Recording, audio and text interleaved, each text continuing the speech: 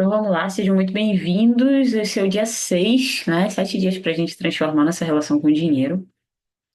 E hoje a gente vai falar um pouquinho sobre alguns conceitos. Eu vou trazer aqui alguns conceitos para vocês que vão expandir um pouco e vão mudar um pouco a nossa visão em relação à nossa forma de olhar, de sentir, de perceber. Não só o dinheiro, mas absolutamente tudo na vida, né? É que o dinheiro ele é só um reflexo, ele é uma resposta que a gente olha mais, porque como nessa realidade ele é um pouco supervalorizado, né? Como ele é visto como Deus de alguma maneira, né? Tipo, você acaba dando o seu poder a ele, né? Ou muitas vezes dizendo que assim, eu só consigo fazer tal coisa, ou eu só consigo ser tal coisa, se o dinheiro estiver presente ou se for através do dinheiro, isso infelizmente acaba criando uma série de limitações nas nossas vidas quando a gente se mantém preso nesse paradigma. Porque o que acontece é que você acaba não deixando chegar oportunidades, contribuições das formas mais inusitadas possíveis, né? Assim, o universo ele sempre tem milhares e milhares e milhares de possibilidades para trazer.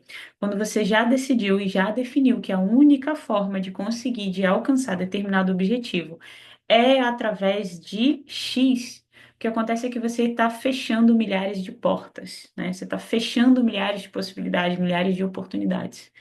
Então, no fundo, o que a gente está mudando não é só a relação com o dinheiro, a gente está mudando a gente, né? O nosso olhar, a nossa percepção.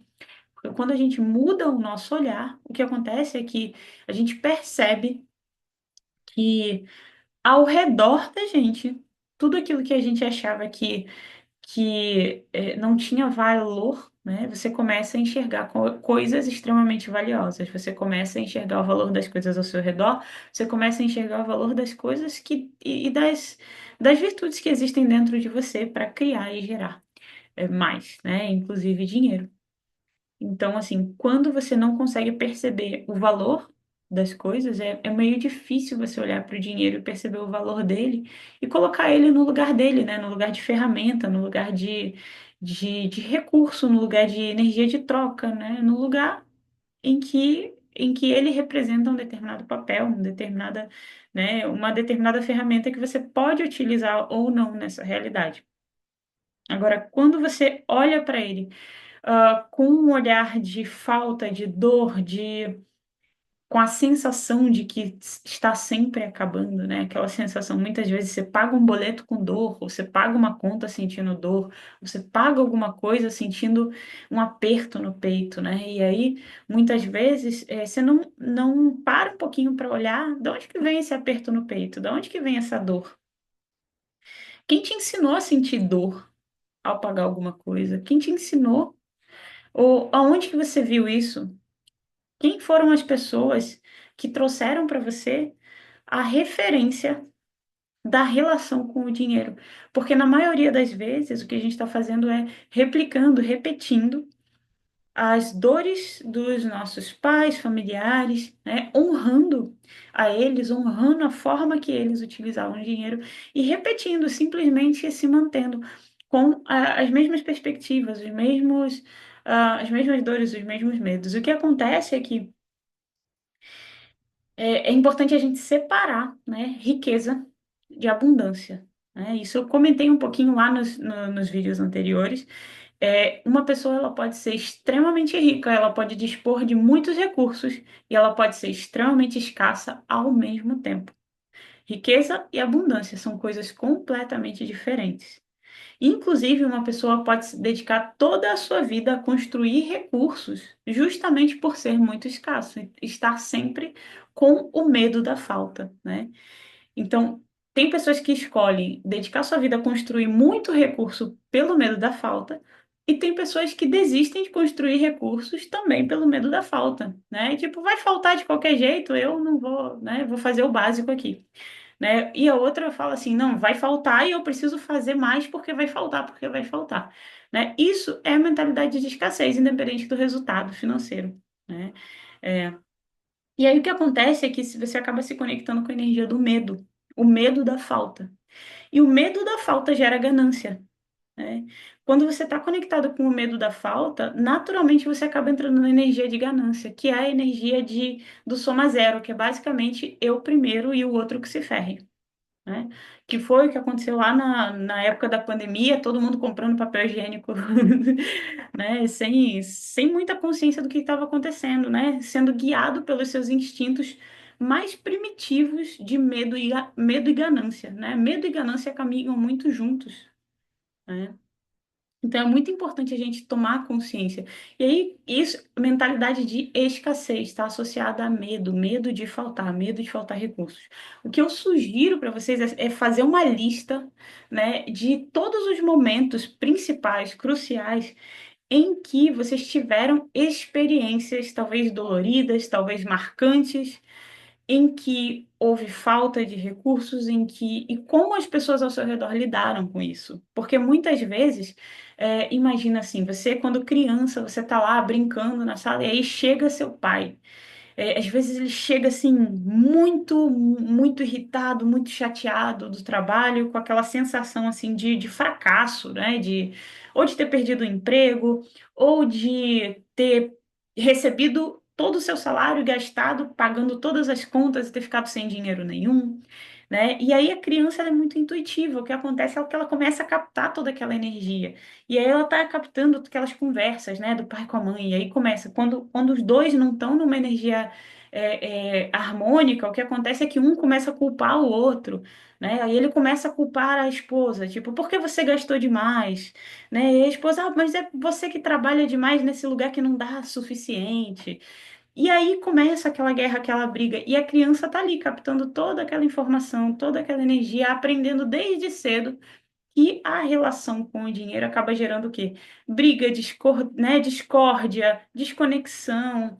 E aí, pouco a pouco, você vai crescendo e vai reproduzindo tudo aquilo. Ou muitas vezes você fala: não, eu não vou reproduzir isso, eu vou fazer o completo oposto disso, porque, sei lá, eu tive uma experiência onde meu pai foi muito, sei lá, mão de vaca, algo assim, então eu vou fazer o oposto. E aí, quando você acaba indo pro outro lado da moeda, também não é um lugar saudável, porque o que acontece é que muitas vezes você acaba tentando sobrecompensar uma falta de equilíbrio interno com um excesso de disposição de recursos externos. Ou seja, você acaba aí com os meus filhos vai ser diferente, eu não vou fazer o que meus pais fizeram comigo. E aí você vai lá e vira a alavanca 100% para o lado oposto. Essa também é uma forma extremamente imatura de guiar a sua forma de ser um exemplo para os filhos, porque assim, os filhos não seguem o que você diz, seguem o que você faz, seguem o que você é, né? Não é o que você fala, é quem você é, quem você se torna, né? Não adianta você falar para uma pessoa, você tem que comer menos carboidrato, se você está comendo carboidrato pra caramba, né? Então, assim, seja aquele exemplo, né? Se você quer, inclusive, a melhor forma de você ensinar é pelo exemplo, né? Tipo, principalmente as pessoas ao seu redor. É muito mais pelo exemplo do que por uma imposição ditatorial, ou muitas vezes uma tentativa de um discurso que não foi pedido, né?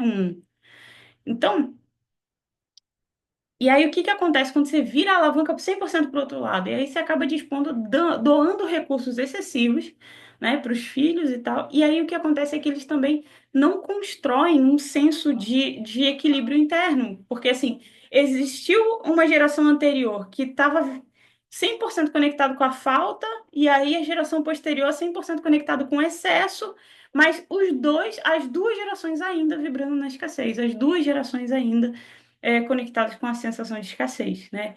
Uma pela ganância, uma pelo egoísmo, né?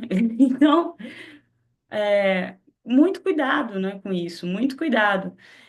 Nenhuma dessas posturas são posturas abundantes, nenhuma delas, né? E aí, mas então o que que seria a postura abundante, né?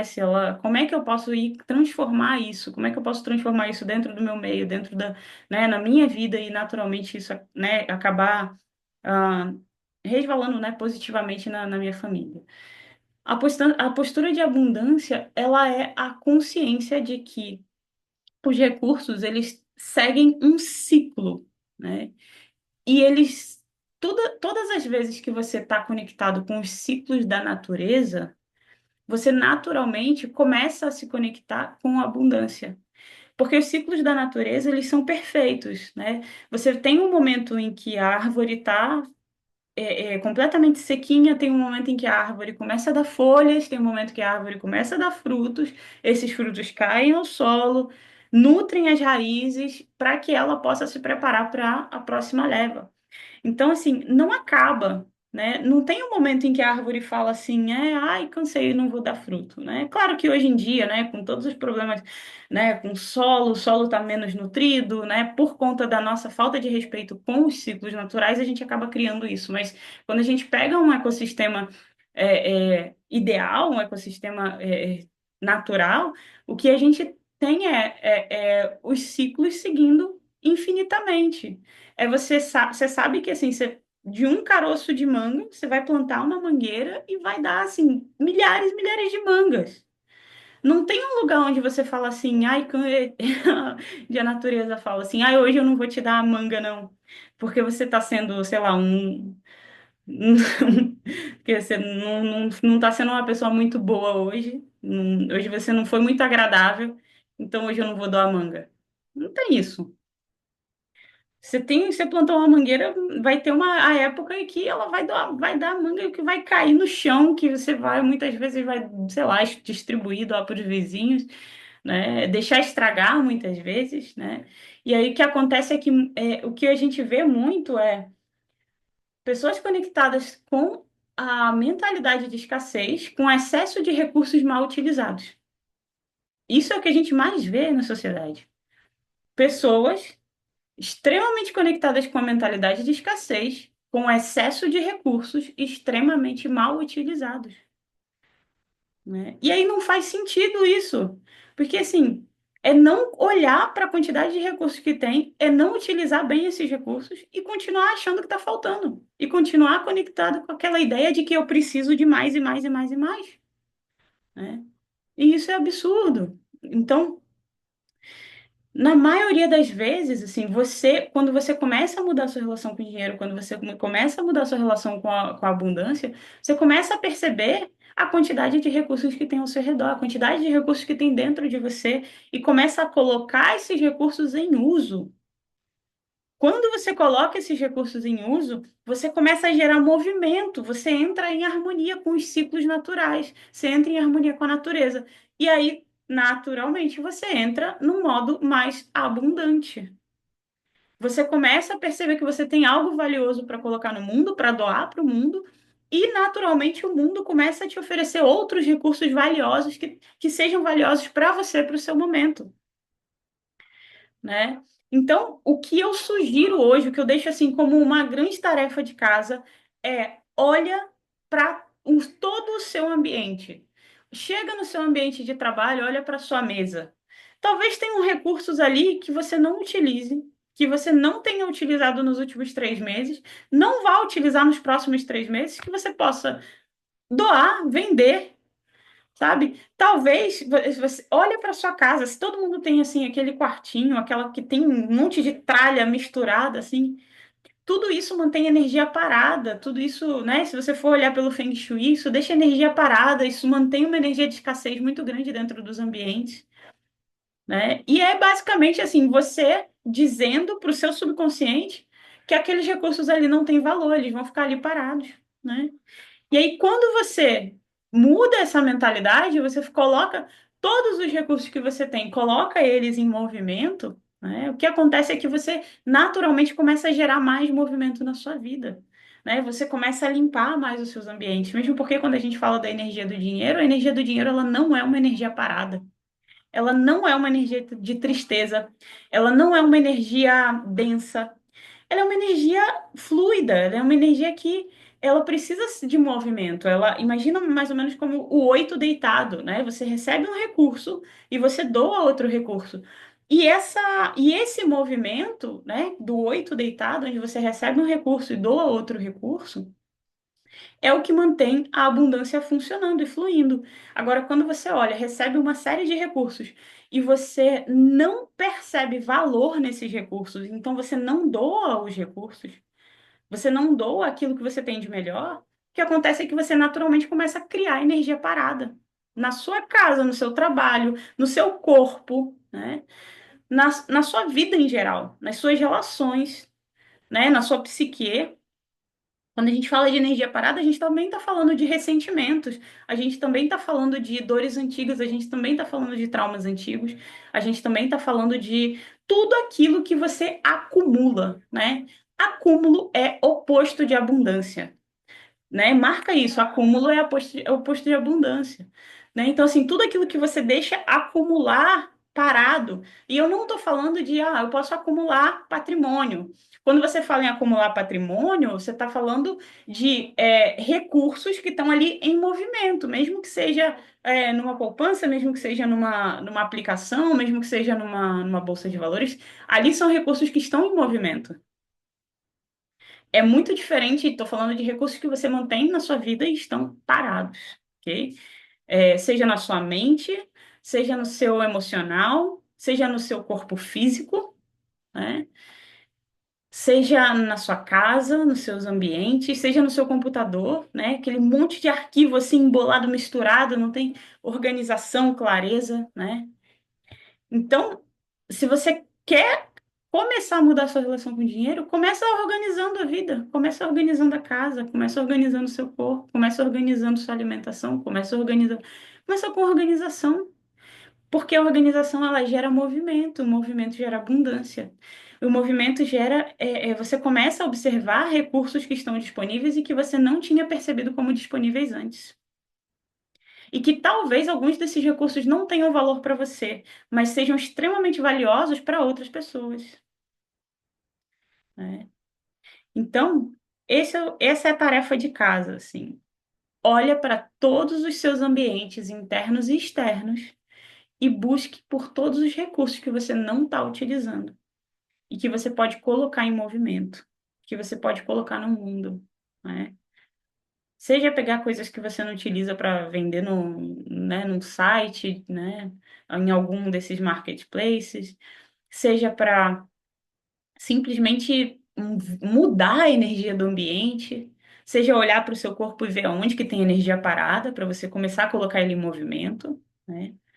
Então, assim, no nosso corpo, ele armazena muitas emoções. Então, muitas vezes, às vezes até o próprio acúmulo de gordura em determinadas áreas está associado a algumas emoções que estão presas ali, que precisam ser liberadas para não somatizarem e se transformarem em doenças. Então, assim, olha para todo o seu mundo interno e externo e coloca essa energia para se movimentar. E você vai ver que naturalmente isso vai reverberar na sua relação com a abundância, na sua relação com o dinheiro, na sua relação com o meio e com o todo. Então é isso, nos vemos amanhã. Amanhã é o sétimo e último dia dessa série de encontros e amanhã eu tenho um convite super especial para vocês. Para quem está interessado em continuar, em dar continuidade, em olhar um pouquinho mais para como perceber a energia, como sentir, como se conectar mais com todas essas outras habilidades que a gente tem, tem um outro curso lá no canal que chama um curso de habilidades psíquicas. Então, dá uma checada lá que também pode abrir uma série de habilidades, te ajuda a abrir uma série de habilidades internas. Tá bom? Nos vemos. Beijo.